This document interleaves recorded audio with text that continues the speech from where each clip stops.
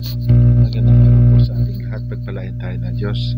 Sa ating pong mabuting balita ng Panginoon ayon kay San Marcos ay dito sa unang linggo ng panahon ng 40 araw ng paghahanda para sa Pasko ng Pagkabuhay o Kwaresma, ay minsan pang sinabi sa atin ni San Marcos kung paano ang ating Panginoong Hesus ay pinapunta ng Espiritu sa ilang. At doon ay sinubok o tinukso siya ni Satanas.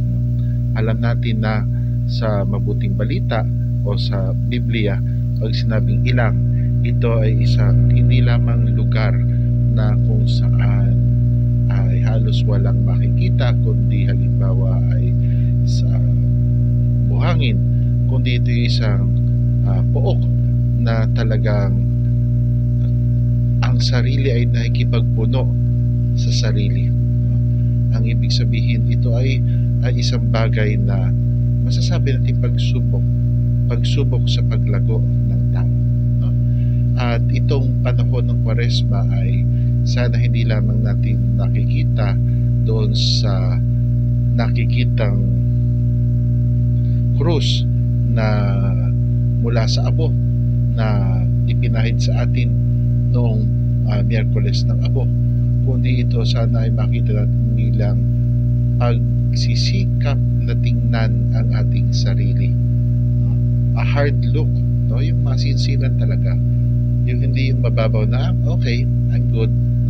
Kundi isang bagay na magbubunsod sa atin sa higit na pakikipagniig sa ating Panginoong Diyos.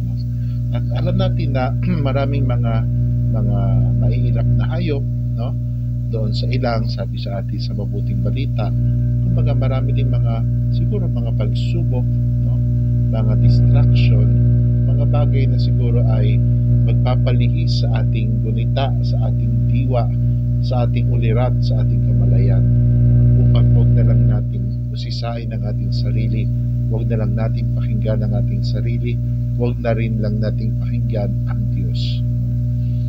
Lalo na ngayon, napakaraming mga distraction. Marami dyan ay sa anyo ng mga gadgets, kung saan tayo nagpupunta sa ang mga websites, sa halip na magkaroon ng panahon upang magdasal. Itabi muna ang gadget.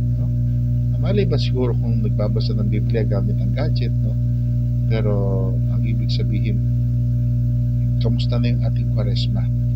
Na sana hindi lamang ito yung parang manakanakang paggawa. Halimbawa, ay ito, Miyerkules ng Abo, ay Biyernes hindi kakain ng karne, ay Biyernes Santo at saka Miyerkules ng Abo,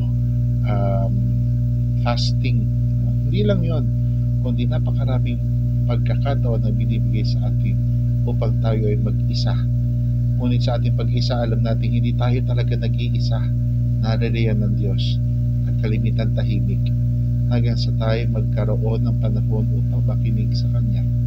At doon, magpapakinigan tayo sa katahimikan na kung saan tayo ay inaanyayahan ng panahon ito upang lalong makilala natin ang ating sarili sa ating pagbabalik sa ating Panginoon. Pagpalain tayo ng Diyos.